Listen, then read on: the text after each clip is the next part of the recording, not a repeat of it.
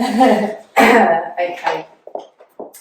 Alright, strength training. It is a passion of mine. I absolutely love it. I think it does wonders for every woman at any phase of life, but particularly through the perimenopause. It has a profound effect on so many things. So I'm just going to run through them first. I will be doing a bit of reading because I'm very good at going off in different directions, so I need to just keep myself reined in slightly. So apologies if I don't look at you, or I'm just kind of reading through so that you get an idea. And then I'm going to show you some movement patterns. It's just going to be 4 movement patterns, so I'm not overloading you with too much, and sort of ways that you can enter into strength training and how you can progress with it, and what you need to do to create enough stimulus as well to help with that muscle mass building. Okay, so we know that during the perimenopause, our bodies, they experience very much significant hormonal changes, particularly that decrease in estrogen. These fluctuations are very much, as we do know already, they affect our mood and our energy levels, but it also very much affects our muscle mass. So it's not just about the hot flashes and the ones that we generally think about. Muscle mass is a big one. Now, we're naturally going to have a decline in muscle mass as well during the aging process anyway, but then with the perimenopause thrown on top too, it can decrease even more.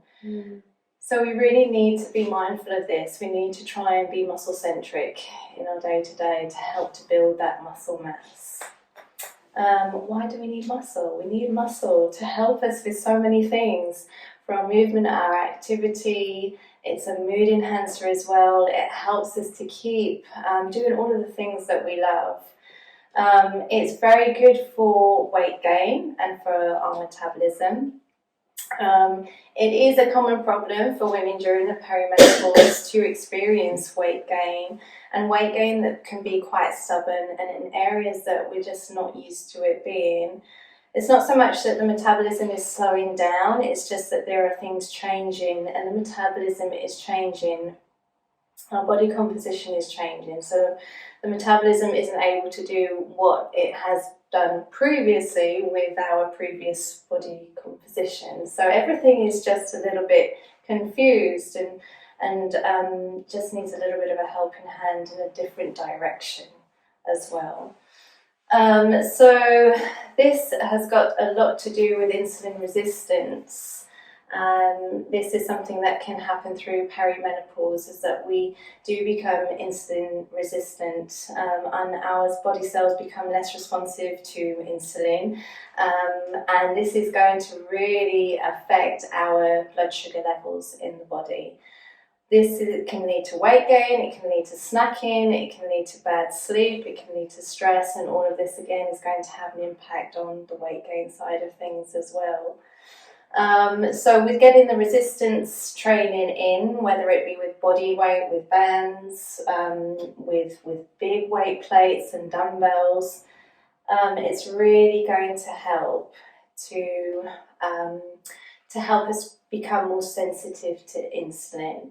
Actually releases the muscle contraction, actually releases a protein that helps us to metabolize glucose. It helps us to metabolize this, so we become much more sensitive to it. So it's just a win-win. It helps to ward off that weight gain that we have, but also the chances of the diabetes side that can come into play as well. So muscle is really important for that. Something else it's very good for, which I love, is the lymphatic flow. We don't have a pump for our lymph. Our lymphatic system is a detoxification system in the body. It is a massive system and it is very much underrated. It's not something that a lot of people talk about, but it is so, so important. What can happen with our lymphatic system, it can become very stagnated, and that can be down to a lack of movement, a lack of activity. It can be down to inflammation that is currently in the body. But then when we have that stagnation, we're going to create more inflammation because the toxins are building up and everything's getting a little bit irritated. What can then happen with that is going to affect the muscle strength as well, because they are irritated and they're not going to work as efficiently as we'd like them to. And so you can start to see this vicious circle starts to come in, we get more toxic, and things become more inflamed, more irritated, and all of this is going to have a big part to play on our hormone balance. That's going to exacerbate the symptoms, basically, of the perimenopause. So with building muscle mass, what has this got to do with building muscle mass? Well, muscles and breathing is going to be the pump that's going to get the lymphatic system to work. The heart pumps the blood, the muscles and the breath is going to pump your lymphatic system. So we're doing resistance training, you're building that muscle mass, you're going to create some contractions, some nice strong contractions, and that's going to pump the lymph around the body. It will also going to help with your breathing as well, because when you incorporate a really strong breath when you're doing your resistance training, that is also going to help with that lymph flow as well. So you get everything moving. You're stepping away from that stagnation that is going to get things out of whack, essentially. And it is a bit of a downward spiral, and we want to go up. Okay. So one thing that I love as well about resistance training, I will start doing some movements soon, but this for me is very important, and I've certainly experienced it myself, is that it has such a positive impact on our mental health, massively so. It is something that is going to boost your self-esteem, it's going to boost your confidence, you're going to be pushing yourself, you're going to be feeling a sense of accomplishment when you do your exercises. It's like, oh, I can do this. This is amazing. I'm much stronger than I thought I was, or I can push myself past those limiting self-beliefs that we have. And this is a massive mood enhancer. It's going to release those good endorphins, which is going to help with our mood. It's going to help with our stress levels. When we have high stress levels, again, our hormones are going to pay the price for that as well. It leads to weight gain, leads to stagnation of lymph, and you can see how everything is interconnected. So to build that good kind of mental health into the perimenopause is really important, because it is something that so many women do struggle with during this time. There's so many changes that women are going through. The body is changing, motivation is changing, and mood gets affected. So when our mood is low, it's like, well, how can I do something new, or enter into a new hobby or strength training or any of these things? When the mood is low, that's when you really need to push yourself, because you need to get past that to allow yourself to get that release of the good endorphins. It's fantastic, if you do feel as though you have this mood that lifts, and you're like, yeah, I can start doing this now, but don't wait for that mood to lift. So just start doing it now. This is the best time to do it, definitely. So I really encourage you all to, if you're not already, because I don't know, some of you might be, but if you're not already, I really encourage you to start doing some strength training and build that muscle mass. So for the movements, so it'd be nice to know what to do. I'm not going to bombard you with too much. 4 basic movements that you can do, and it can be at home, it can be in a gym environment, wherever you feel most comfortable. It's going to be a squat pattern, a reverse lunge, I'm going to show you as well, a press with dumbbells, so chest press with dumbbells, and then also a row as well. And we're going to incorporate the breath in with it as well. So thinking about that pelvic floor that Shakira and Rhiannon were talking about, that exhale is going to engage the pelvic floor. It's also going to engage the core. And we want that to be strong when we are in the part of the exercise where we need the most power, where we are working against the most resistance. Does that make sense? Mm-hmm. Sweet. Okay. So squat. All right. You can do it if you want to. You don't have to. Or you can just watch me. Just talk through it. With our squat, what we want to do, we're going to have our feet so they're about shoulder width apart. We're really thinking about getting our hips down and creating a nice stretch through the glutes. so that they're stretched, so that they can then make a really big contraction then, so that you're building that strength. So when you squat down, it's better if I do it to the side. What you want to do is you inhale, you're going to brace your core, so you're creating some stability through here.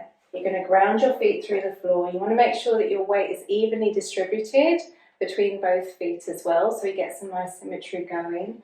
You're going to come down, you're going to exhale at the bottom of the squat and standing back up. Right, at the bottom of the squat, what you want to think about is the stretch in the glutes. So you don't want to be tucked under. A lot of us think that we've got to go all the way down and we end up tucking under at the bottom. That's going to lose the engagement of the glutes, and that's really where we want to be working with this exercise. So we want to make sure that we take it down to a level that's good for us. It's different for everyone. We've all got different mechanics and restrictions. We want to make sure that that bum is sticking out. So don't be shy. And then you're going to exhale, engage the pelvic floor, and standing up tall. Okay, so it's a basic squat pattern for you to do. A reverse lunge is one of the lunges that I generally program for women on one of the first training programs that we do. A lot of us have very much a lot of engagement through the front of our legs. It's just everything is front with us. Everything's always in the front. Nothing much happens through the back. So we need to try and get some strength through the hamstrings and through the glutes. So this comes with a reverse lunge. A front lunge is going to work through the front of the leg. Reverse lunge is going to work through the back of the leg. And to make it a unilateral exercise, you want to be shifting all of your weight through your working leg, which is your front leg. So the back foot's just a stabilizer. So again, you're going to inhale, core engaged, you travel down, exhale, and then you're going to push your weight back up through that front leg. So everything is shifting into there. That's a really nice one to start doing, especially if you're sitting down a lot through the day as well. We're going to get some engagement going on through that posterior chain. Okay. Another one that you can do, which is one that you can do at home, so it's just layering them up, is chest press. Now you can use, if you've got dumbbells at home, you can use dumbbells. You can use bands as well. I'll show you with a red one rather than that one, because that one will be a bit too strong. And I'll show myself up, which I don't want to do. Okay, so with the band, you can put it behind your back. You're just going to roll back, just as you would if you had some weights in your hands. You exhale, engage through the core, and then you just push your hands up and into the middle. And you want to have them so that they are over your chest rather than up over the head, which is one of the things that I do see a lot when starting working with women with their strength training. So it's just knowing the positions that we need to be in. So with the dumbbells, what you do is coming down. You're going to have your elbows, so they're about 45 degrees away from the body. So we want to make sure that they're pointing down and away rather than out to the side, because this is going to help our shoulders, protect our shoulders. In this position, it's too much strain on the shoulder. We want to bring it down. And then we're also going to be creating more tension through the chest muscles in this position as well, which is where we want to focus.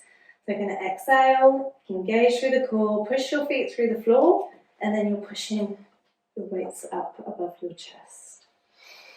And then inhale, coming down, exhale, and up. When you inhale, coming down, and you still have weight in your hand, you need to make sure that you keep your core engaged as well. So it's not an inhale, big belly breath. We still want to keep that core braced because we've got weight. We need to keep stabilized. So we want to make sure that we lift safely. So you're always really essentially as well, with all the exercises that you do, is to create a really strong tension line through the body. So if you're in a standing position, nobody's going to push you over. If you're lying down, no one's going to be able to roll you over. You're really strong and get that mind-muscle connection going. Last movement pattern, a row. So you can do this again with a band, or you can do it with dumbbells or a barbell, whatever level that you're on. It's just a movement that you can do. If it was with a band, you'd just be standing on the band. You have the ends of the band in your hands. You're going to have a nice neutral spine, stick your bum back, squeeze through the shoulder blades, exhale, and you're pulling up. So the exhale is on the part of the exercise where you need the most power. Don't let the band just let you drop back down. Similarly with dumbbells, you're going to keep everything really, really, really strong so that you have control over resistance and the resistance doesn't have control over you. And that's where the empowerment comes from as well. It's like, yes, I can control this. This is good. Okay, so those are the 4 movement patterns, good ones to start with. Squat, a reverse lunge, a chest press, and a row. You always exhale at the part of the exercise where you need the most power. You keep your core engaged. Think about the pelvic floor as well. Do we have a bit more time? 2 minutes? Okay, so we're looking at how do you progress with strength. You have a program, you want to be doing it for about 4 to 6 weeks. Repeat, repeat, repeat. You want to keep doing the same patterns over and over again, creating stimulus on the same muscle over and over again to help to build that muscle mass and that strength. Look at doing 8 to 12 reps per exercise. When you are doing your exercises, you really need to have train with intent. So do 8 reps with a weight that's going to push you, that you can't do any more reps at all. And then as you build up through those weeks, you're going to gradually be able to do 12 reps of that weight that you couldn't do or barely could do 8. Once you get to that stage, that's when you look to put the weight up. Okay, that's going to be the easiest, best way to get started with the strength training. What's the best way to start off with? It varies from person to person. So it's a bit of an exploration for you to find out where your strength is. You want to be working out, there's a score of 1 to 10 of rates of perceived effort to get the stimulus that you need for that photosynthesis to build the muscle. We need to be in the 8 to 10 bracket. So, for instance, a warm-up set where you're just trying to warm the body up, that's going to be a score of, say, 7. And then the 8, 9, 10. The 10 is where you can't push it anymore, literally can't do anymore. And the 9, you're going to have about 1 rep left in the tank. 8 is going to be about 2 reps left in the tank. Okay, so you don't want to be training to failure all the time because then it's going to get quite exhausting and you might get some fatigue. But really play around with that 8 to 10 rate of perceived exertion. And that way, that effort is going to build strength much quicker than doing it at a warm-up set. Okay. So if you're doing all of your sets and you're finding, I can do 5 more reps of this is fine, but I'm just going to stop because that's what I've been told that I should do, you need to put the weight up because it needs to be more. You need to train with that intent and aggression and just push yourselves.